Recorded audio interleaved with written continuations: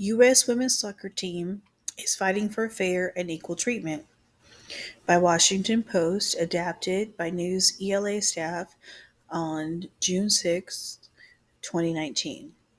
Word count 879, Lexile level 790. Caption: U.S. midfielder Carly Lloyd controls the ball during an exhibition game between the women's soccer teams on the United States and Mexico at Red Bull Arena, Harrison, New Jersey, May 26, 2019. The 2019 FIFA Women's World Cup, hosted by France, starts on June 7th. Photo by Rich Grassel, Icon Sportswire via Getty Image. The U.S. women's soccer leaders gathered after practice on March 3rd. They'd speak one last time with their lawyers. They planned to drop a bombshell at week's end. The meeting was serious. Soccer stars such as Alex Morgan, Carly Lloyd, and Megan Rapinoe reviewed the stakes one more time. They knew the risk would be great, as only 93 days remained until their opening match in the World Cup. That was largely the point. The news broke on March 8th, International Women's Day. The team announced they were suing the U.S. Soccer Federation. They were making their case for a gender discrimination lawsuit against U.S. Soccer, which runs and pays the team. The timing and details of their complaints were shocking. Rather than wait until after the World Cup, the defending champions chose the run-up to the tournament to speak out. They filed a 25-page lawsuit which says they're being treated unfairly because of gender. It says they do the same job as the U.S. men's national team. Yes, the suit states they receive lower wages, worse working conditions, and less promotion from U.S. Soccer. Champion athletes don't normally launch a public fight with their boss while preparing for a huge tournament. Usually they focus on shutting out distractions rather than on actively creating them. Increasingly, though, it's what female athletes do. They fight one battle on the field and another battle off it to make their sport fairer. Women juggle multiple jobs. Rapinoe is 33 years old. She helped the U.S. win the 2012 Olympic gold medal and 2015 World Cup championship. She calls the fight the double earn. I have to do everything I have to do on the field, then I have to do everything else to prove to you that that's enough, she says. Nonetheless, the years spent challenging U.S. soccer have given Rapinoe and her teammates a crash course in negotiating skills and understanding the law. The women's soccer team's double earn mirrors the many roles and responsibilities women shoulder in life. They often are employees as well as mothers and caregivers. Rapinoe said it's tiring to do both jobs.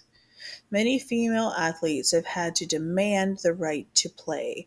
They've had to fight for equipment and quality coaching.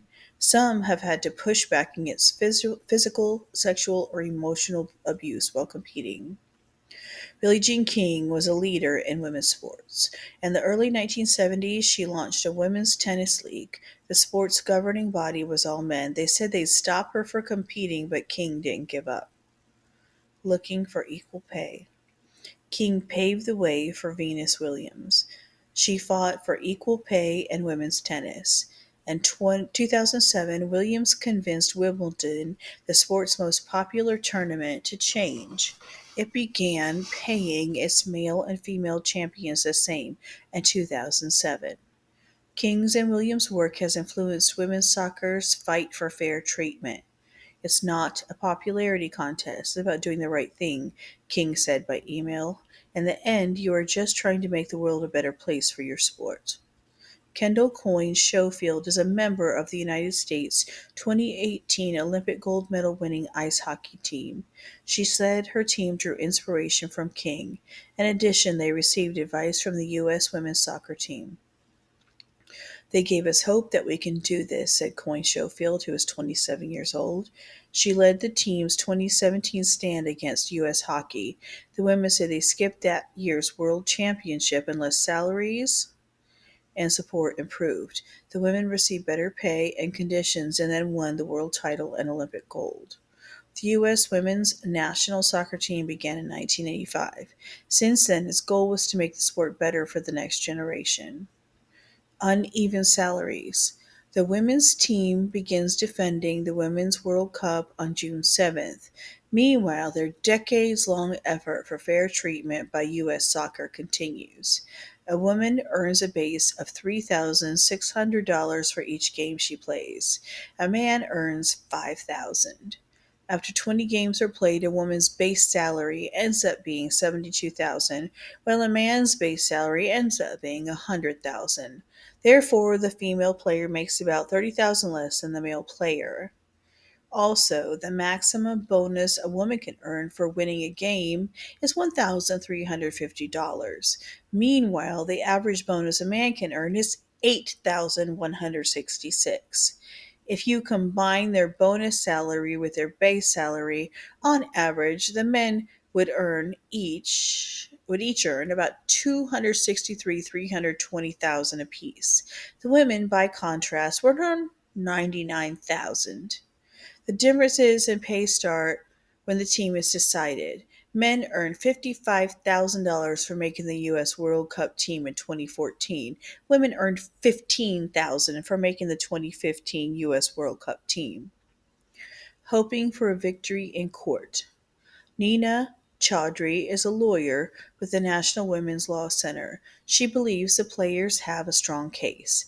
In addition to pay, their complaints include worse playing fields, lack of private flights, and less promotion than the men's team. A victory on the field would deliver the U.S. women's fourth World Cup championship. A victory in court would deliver something more weighty. It would mark the start of a new era in which the country's best female soccer players have only one job.